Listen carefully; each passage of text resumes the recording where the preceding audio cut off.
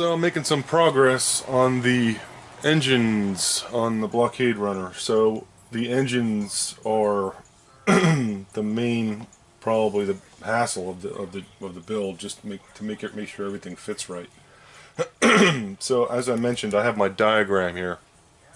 I have all the engines put together, and this main piece is sitting on top. So I'm trying to figure out how all the engines are going to sit on this piece, and I drilled holes for wiring, so I'm gonna have to wire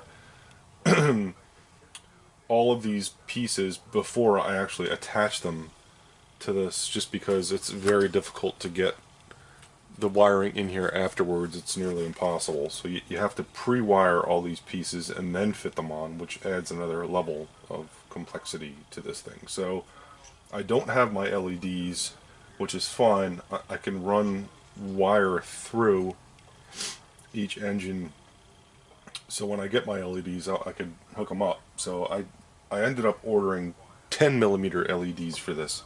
They're an amber color, and the first time I built this I used 5mm LEDs that were warm white, that were fine, but I just want a little more light. And every time I look at the ship in the movie, it has more of an amber depending on when you look at the ship. So it's kind of strange, but I'm going to go with amber this time.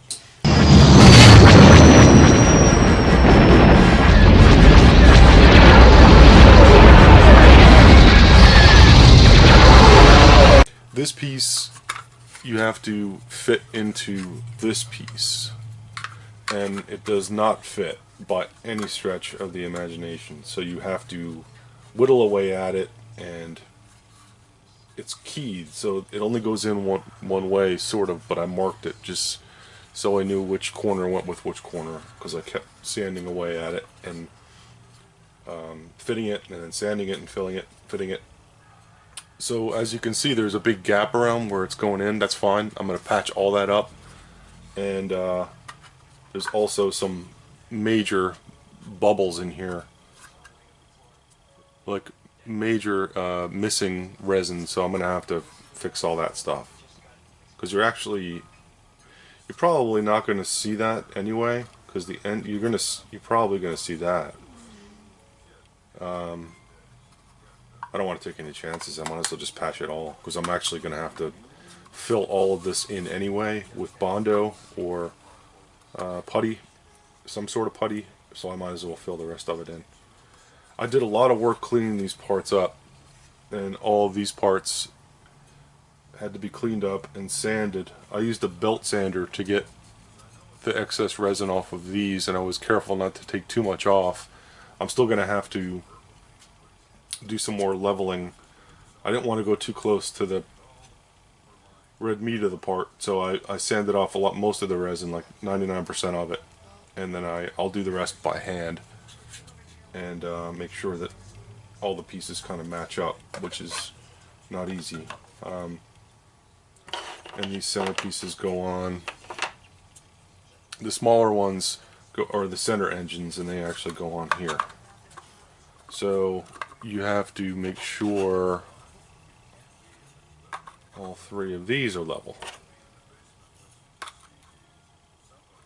And it looks like they're probably not even close, so I'm gonna have to. I'm dropping stuff all over the place. Yeah, so that's where I'm at with the engines. My next step is to wire them, run wires, so the wires come out the back and the wires come into this piece. So I'm ready to attach the engines. Going to have to paint all of the engines before I put them on, because there's no way I'm going to be able to get all of these cracks and crevices and everything else after this whole engine assembly is put together. So you have to paint everything, at least primer it, and give a good shot of paint before you assemble all of the engines onto this master piece, and you end up with this big structure, which is all of the engines and this main rear piece that fits onto the back of the ship. And it's actually pretty simple. This piece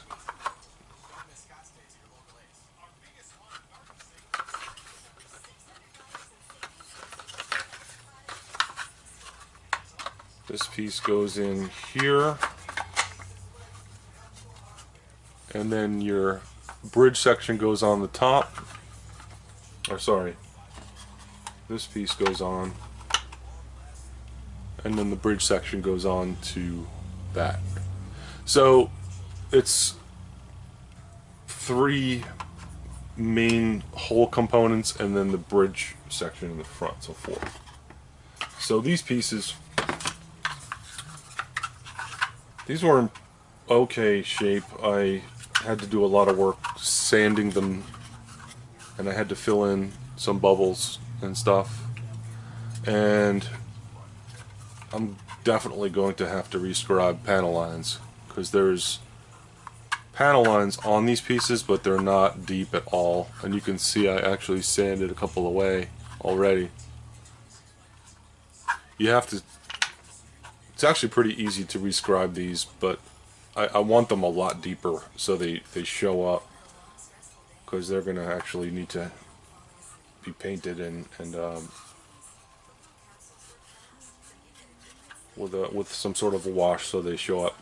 This piece is in good shape, but the end you can see is warped, so I'm going to have to heat this and pull it together.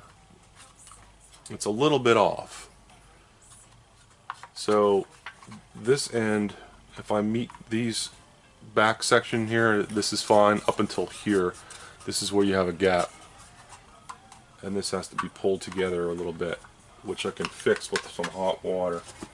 And the same with this piece. So what I'm going to do, this is actually a pretty good method. I don't know if this works for you, but I'm going to, this piece I hadn't glued yet, but this piece I tacked with CA glue in 2 different spots, and you can see there's a big gap in there.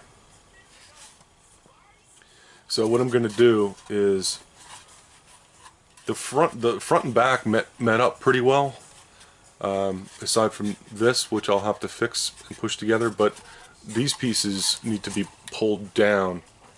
So I'm going to have to heat this whole part. So I'm going to actually just dunk this in really hot water and kind of pull these pieces together, because you can't, it's too strong and it's too thick resin to pull together and glue. So I'm just going to dip it in hot water, and I'm going to just pull these pieces down, maybe tape them or clamp them so they'll set and they'll meet up, because there's pieces that go in there that cover this seam, but not that much. It's too thick. So these pieces all have to be pulled together. So that's pretty much it for the sub-assemblies, because the sub-assemblies are straightforward other than the actual engine part, and that's the painful part of the process. So I spent all week cleaning up these parts. Got a lot of late night TV watching done while I was doing that. Made a huge mess, but I got everything cleaned up. Now I just have to figure out the best way to put all this stuff together and in an orderly fashion, so all the engines line up and everything looks good. Because once that's done, the rest of it's all downhill. So I'll show you when I have a little more progress done on this. Alright, so I fixed my part with some hot water. You can see I left this, I didn't bother trying to mess with this part. It's fine, I could fix that, and there's a little bit of issue on this side, but I can fix this and this with putty. That's not a big deal. And these seams get covered anyway by parts, so it's not a big deal. Or else I would put more effort into bending it into shape. And I fixed every one of my engines. These were all out of round, which happens with resin kits, I guess. I don't know. Who knows? The water that I used, I took about a gallon of water, maybe a little less, and I heated it in the microwave to about, it was almost boiling. It was about 190 degrees. And I just dipped the part in there for about 20 seconds or so, and you can test it. You can see how pliable it's getting. You're not going to melt the resin or anything into, you know, unless you use nuclear hot water, you're not going to ruin anything. So it got nice and soft, and I can pull it together, and it actually cools very quickly. So you can heat it up, warm it up, push it into shape, and hold it for a couple of seconds, and you'll feel it tighten up. And that's all she wrote. I mean, don't do it all at once. I mean, don't try and be a rock star and like throw this entire thing in a pot of water and then take it out and try and bend it all at once. Just do like one section at a time, and that's all it takes. Don't be scared. It's not that big of a deal. These were easy. I just dipped these in to about there in the hot water, and I just molded them so they look good to my untrained eye. They look fine because they're going to get caps on them, but I didn't want them to be not round, because when your cap goes on, you would notice a problem. So that's melting and fixing parts 101. Have fun with it. Hopefully you won't have to do it, but I always have to do it, so odds are if you buy a Blockade Runner, you will as well. So I'm going to finish cleaning up some of this stuff. This piece needs to be sanded and sanded off and cleaned up a lot. So I'll be doing that. I'll be back when I have more to show you. So I put the engine block mount piece together. This is glued in with CA glue all around here, and you can see there's a pretty big gap in there, and that's going to be partially visible when all the engines are on. If you look in between the engines, you're going to see this back area here. So I'm going to fill this in and get it nice and level so it looks good, and it's a nice flat spot for the engines to mount to. For this type of situation, if I'm using resin and there's a big gap like this and a lot of area to cover, I could use putty in here, just regular model putty, but I'm going with Bondo, and this is actually a really easy solution, and it dries really fast. So what I'm doing is I'm just going to mix this up, and all you auto repair guys out there know what I'm doing. So all you have to do is mix up I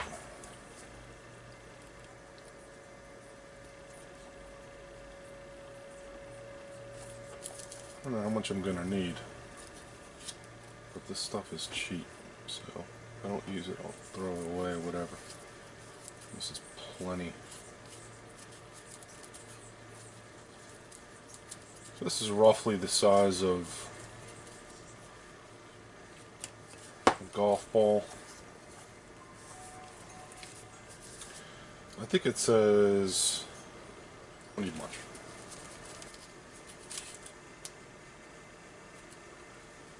It's probably plenty.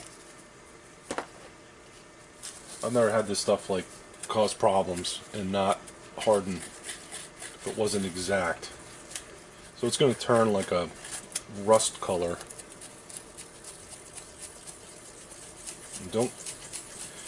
You don't want to sand this stuff with any kind of machine or anything. Even using sandpaper, you're probably going to want to be careful and use a mask, because apparently this stuff causes cancer. So, but so does the squadron putty. So We're all gonna die of something. Alright, so what I'm doing, I'm filling in these air bubbles too. I'm getting a nice coat on here because I'm just going to sand away what I don't want. I don't even know. I think this stuff dries in minutes, but I'm going to let this sit for a while because I have plenty of other stuff to do. So it works as it's leveling off. I probably would have used a half a tube of putty on this.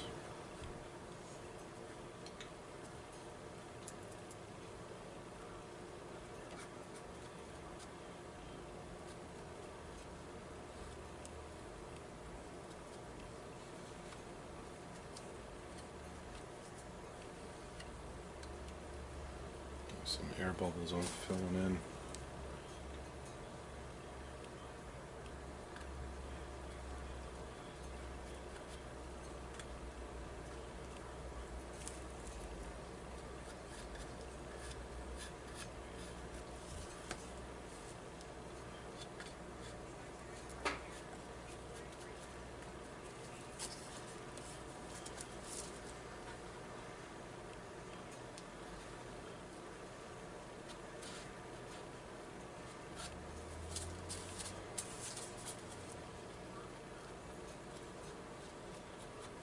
Just did some research on this ship. Apparently, it was supposed to be the Millennium Falcon, the basic design, but the guys at ILM decided that they didn't want this to be the Millennium Falcon because it was so prominent in the movie. The Millennium Falcon was going to be so prominent, and this ship was too close to the design of the Eagle in Space 1999. So they redesigned the Falcon to be something else, and they used the design of the Blockade Runner for Princess Leia's ship. It was the last model finished for the movie, and apparently that's why it's so detailed. It's because it was going to it's intentionally going to be prominent in the movie, so they wanted a really nice model, but they ended up not using it for that. But still a cool ship. Okay, so you can see it's all covered in all that whole seam and then some. So I'm going to sand. I put it on liberally so I can sand it all down, and then I'll have a flat piece to start from when I start building my engines. So I'll let this dry for at least an hour or so before I even think about sanding it. God damn, these bubbles. Killing me. Well, you get the idea. I'll show you what it looks like later.